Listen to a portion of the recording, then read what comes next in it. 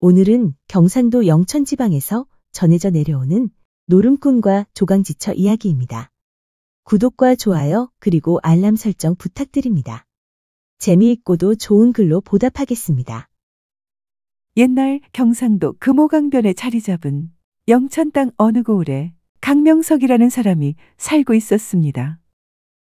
명석은 허우대가 멀쩡한 데다 지나가던 처녀들이 길을 가다 말고 다시 돌아와 볼 정도로 얼굴이 잘생긴 젊은이였습니다. 게다가 천석재산을 부모로부터 물려받은 사람이었으니 천복을 타고난 사람이라 할 수 있었습니다. 명석에게는 한 가지 결정적인 흠이 있었으니 노름을 즐겨 좀처럼 손을 떼지 못하는 것이었습니다. 명석은 매일 아침밥 수저를 놓기가 무섭게 투전판으로 달려갔습니다. 마을 입구에 있는 주막집 골방에 차려진 투전판에는 이날따라 전국 각지에서 노름꾼들이 모여들었습니다. 장이 제대로 선지라 명석은 며칠 난 며칠 밤을 세워가며 눈을 벌겋게 뜨고는 투전패를 잡았습니다. 돈은 돌고 도는 법이라는데 사흘째 되는 날 밤이 되자 운이 따르는지 명석 앞으로 돈이 모이기 시작했습니다. 이때였습니다. 집의 하인이 투전판에 달려와서는 외쳤습니다. 주인마님, 큰일 났습니다. 집에 큰 불이 났어요. 이놈아 끝발 죽는다. 어서 없어져라. 라고 하인을 꾸짖으면서 명석은 노름판을 떠날 줄 몰랐습니다. 하인놈이 다녀간 후로 재수가 옴 붙었는지 하늘의 노여움인지 명석은 투전판에서 계속 돈을 잃게 되었습니다. 눈이 뒤집힌 명석은 토지문서를 맡기고 주막의 물주에게 돈을 빌렸습니다. 하지만 허사였습니다. 초장 끝발은 파장 눈물이라던가 새벽녘이 지나 아침이 되자 물경 천석이나 되는 재산이 다 털렸습니다. 세심하게 살펴보면 몇몇 선수가 계략을 꾸며서 장난을 친 흔적이 보였지만 명석이 그것을 알 리가 없었습니다. 투덜거리며 집으로 돌아온 명석은 조상 대대로 물려받았던 집이 불에 다 탄 것을 보았습니다. 그제야 어젯밤에 하인놈이 외쳐대던 말이 비로소 생각났습니다. 그러나 후회한들 이미 때는 늦었습니다. 대대로 물려받은 천답을 다 날린 데다 집마저 불에 타버렸으니 하루아침에 알거지가 된 셈입니다. 명석의 부인은 남편이 다시는 노름에 손을 대지 않기를 부처님 앞에 나아가 눈물로 빌고 나서는 시집 올 때부터 지니고 있었던 폐물과 놀이개에다 그녀의 치렁치렁한 머리카락을 잘라 보태서는 돈을 만들었습니다. 하루아침에 알거지가 되었으니 말을 한 필 사서는 짐을 나르거나 행상이라도 해서 입에 풀칠하기 위해서였습니다. 노름판에서 돈을 날려 미안해하던 차에 아내가 무엇보다도 귀중하게 여기던 머리카락마저 자르게 했으니 아무리 노름에 미친 명석이었지만 마음을 잡지 않을 수 없었습니다. 그리하여 말을 끌고 장터에 나가서 짐 운반을 해서 벌어들인 돈으로 간신히 목구멍에 풀칠하면서 살았습니다. 그러던 어느 날 이웃 마을에 행상을 나갔다가 목이 컬컬하던 차에 주막에서 막걸리를 한 잔 들이켜게 되었습니다. 그때 주막의 뒷방에서는 마을 사람들이 노름하고 있었습니다. 우연히 그 사실을 알게 된 명석은 노름이 하고 싶었으나 부인과의 맹세도 있고 해서 그냥 발걸음을 옮겼습니다. 그때 주막의 한 젊은이가 여보, 장기나 한 판 둡시다. 하고는 그를 끌어안쳤습니다. 이윽고 내기 장기가 벌어져 그날 번 돈을 전부 날려버린 명석은 말을 잡히고 내기를 했습니다.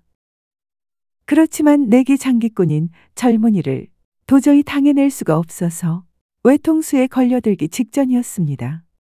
이때 밖에 메어둔 말이 히잉하고 울자 문득 깨달은 바가 있어 마장을 부르니 바로 외통수였습니다. 말 한 마리를 땄으면 그 자리에서 바로 일어나야 할 텐데 명석은 아직 제 버릇 개를 주지 못하고 있었습니다. 두 번, 세 번 장기를 거듭뜨자 명석은 도저히 당해낼 재간이 없이 자기 말까지 다 잃어버렸습니다. 빈대도 낯짝이 있다고 차마 아내를 대할 면목이 없어진 명석은 에라 모르겠다 하고는 술을 더 마시기 시작했고, 술이 억수로 취한 채 길을 가다가는 산길 풀숲에 그대로 쓰러져 버렸습니다.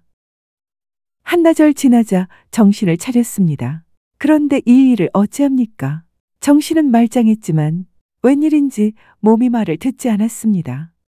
아내 얼굴을 볼 면목이 없어 이대로 죽어버리거나 아니면 호랑이라도 나타나 자기를 물어갔으면 하고 바란 명석은 일어나기를 포기한 채 그냥 눈을 감았습니다.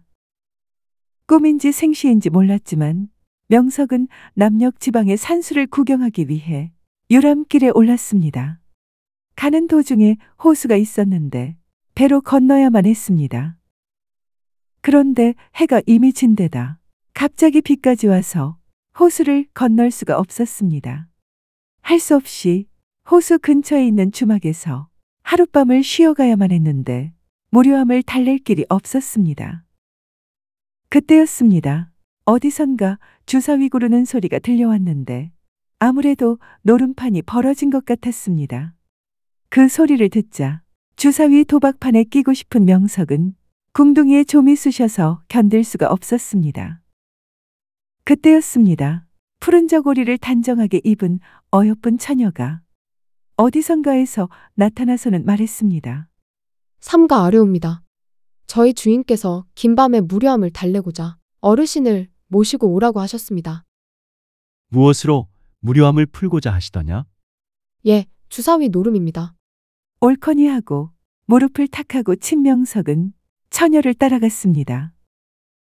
10리쯤 걸었다고 생각했을 때였습니다. 안개를 뚫고 휘황하니 밝게 서 있는 큰 기와집이 보였습니다.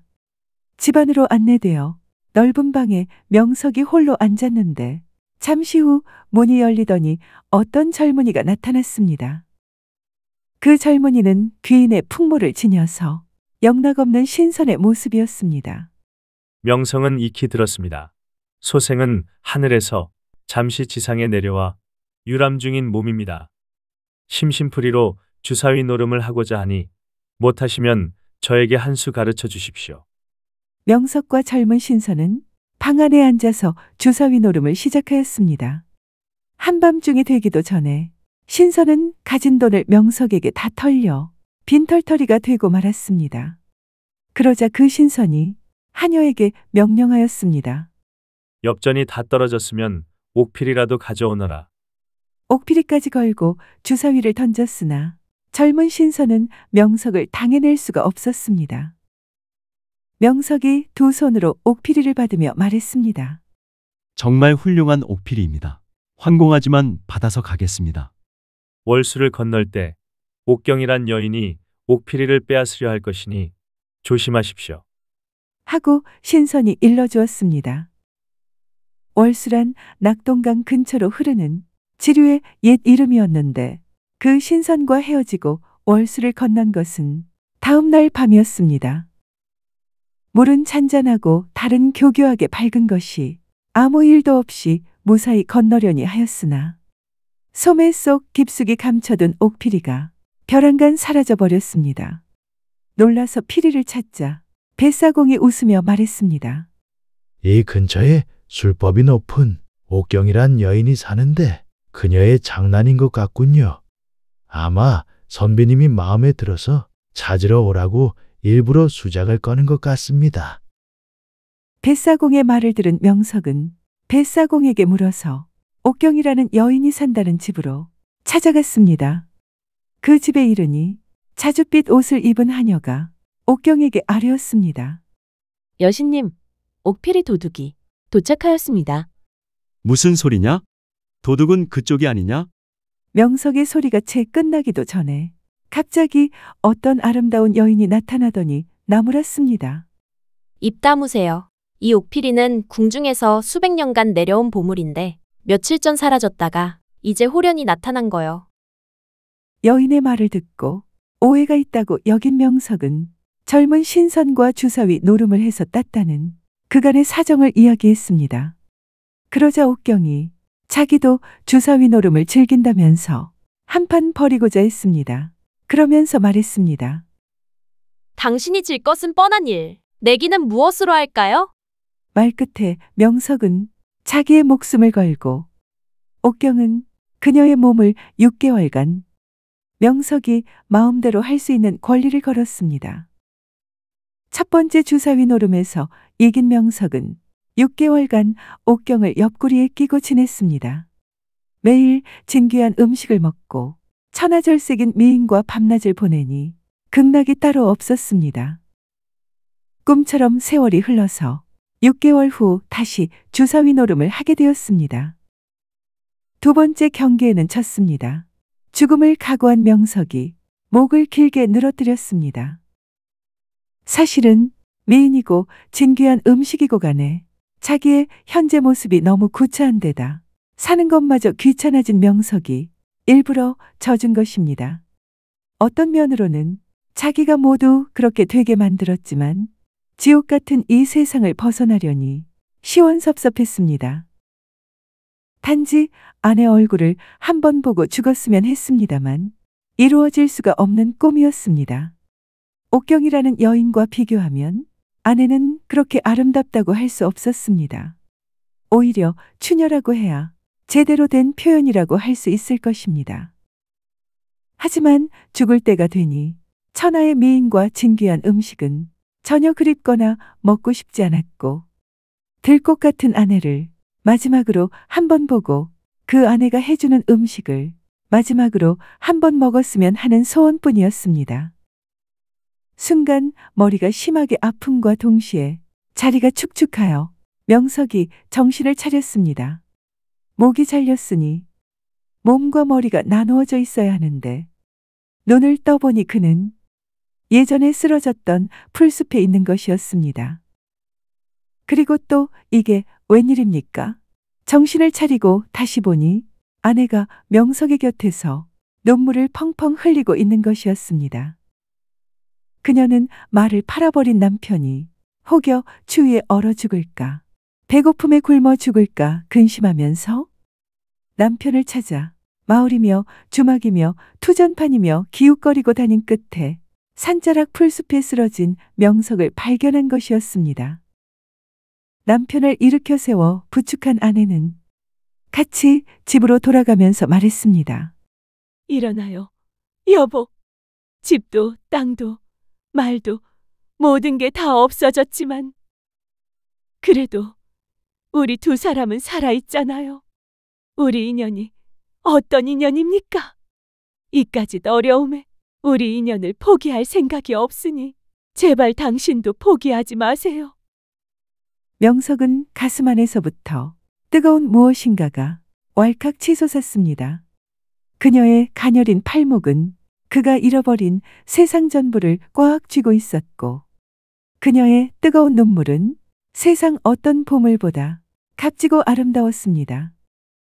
그 순간 명석은 지난날의 투전판이며 주사위 노름이나 화투장, 옥필이며 여신이며 신선 등이 그 모든 게 제 꼬리를 물려고 돌고 도는 강아지처럼 허무하고 덧없는 한바탕 장난질에 지나지 않다는 것을 깨달았습니다. 명석은 다시는 노름하지 않겠노라고 오직 아내만을 사랑하며 바지런히 살겠노라고 마음속으로 굳게 다짐하였습니다. 아내의 다정하고도 정성을 다한 간호로 몸을 회복한 명석은 지게를 짊어지고 장에 나가 짐꾼 노릇을 했고 명석의 아내는 동네를 다니면서 품위를 하거나 삭바느질하였습니다. 부부는 그렇게 한 푼 두 푼 모으며 다시 삶을 일구어 갔습니다. 마을에서는 이렇게 말하는 이가 점점 늘어갔습니다. 저 사람 예전 명석이 맞나요? 사람이 저렇게도 변할 수 있구먼요. 그 말을 들은 명석과 아내는 아무 말 없이 조용히 그러나 환하게 웃었습니다. 명석의 미소에는 땀 흘릴 때는 바람이 되고 목마를 때는 물이 되며 병들 때는 약이 되고 배고플 때는 음식이 되어주는 이 세상에 둘도 없는 아내에 대한 무한하고도 깊은 사랑이 있었습니다. 아내의 조용한 미소 속에는 눈물로 다져진 신랑에 대한 믿음과 사랑, 그리고 무엇보다도 한 남자를 수렁에서 건져 올린 조강지처의 헌신과 강인한 애정이 깃들어 있었습니다. 들어주셔서 고맙습니다. 용어 풀이와 참고문헌 그리고 자료 출처는 명기만 하고 따로 읽지는 않겠습니다.